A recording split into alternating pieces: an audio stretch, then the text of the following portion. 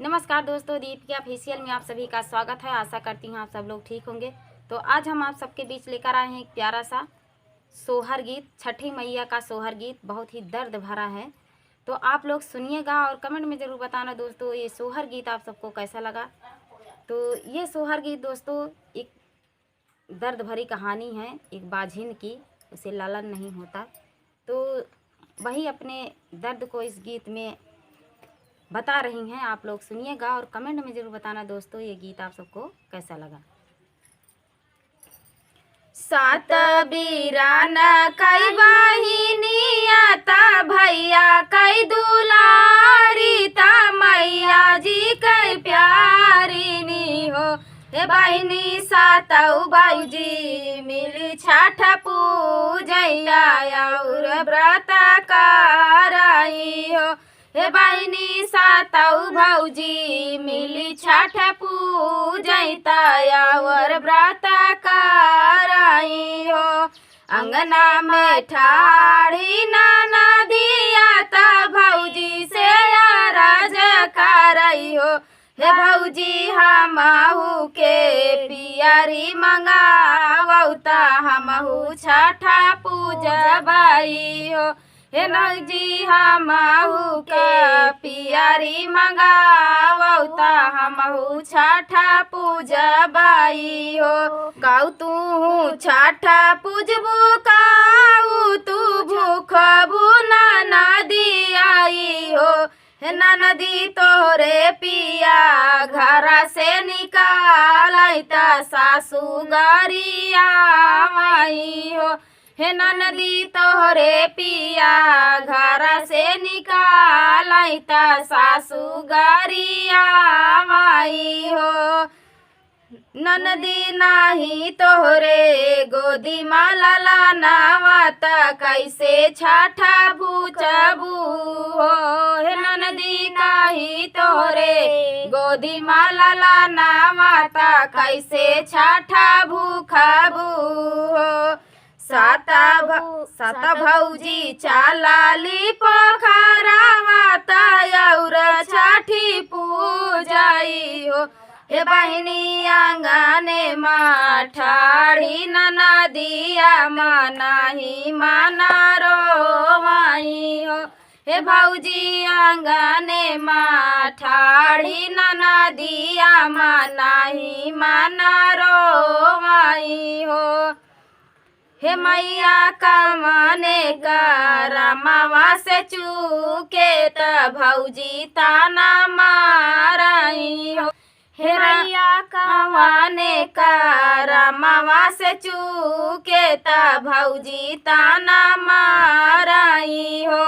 यही बैठी है मैया त बेटी का बोला मई त बेटी समझाई हो।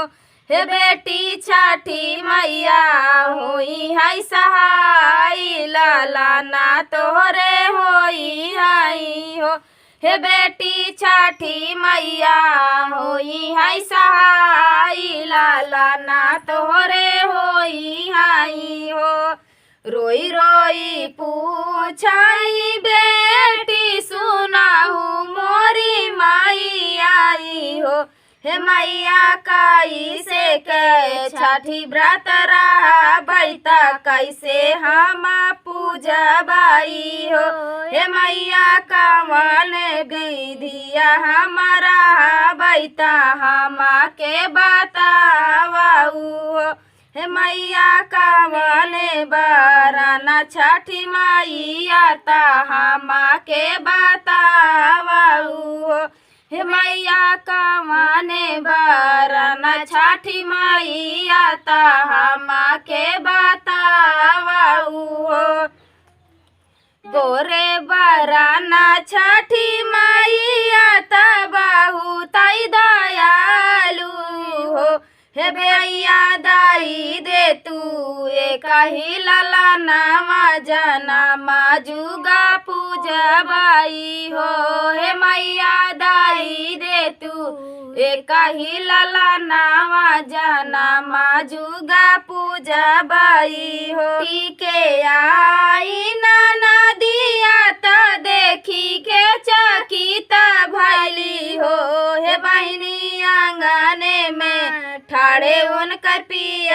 नानन के आएली हो।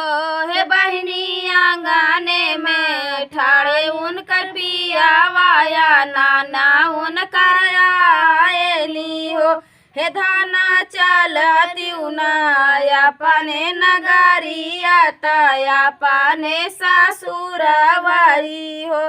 हे धाना चलती उनाया पाने नगरिया तया पाने ससुर भाई हो। 8 माहिवा के बीतल तनमाए के लागल हो। ना में है घर नंदलाल आंगन उठाई सोहर हो। हे बहिनी आंगने माँ जन्म में नंदलाल आंगन उठाई सोहर हो। 8 महीना के बीतल तनमाए के लागल हो। हे बहिनी जनमे है घर नंदलाल आंगन उठाई सोहर हो।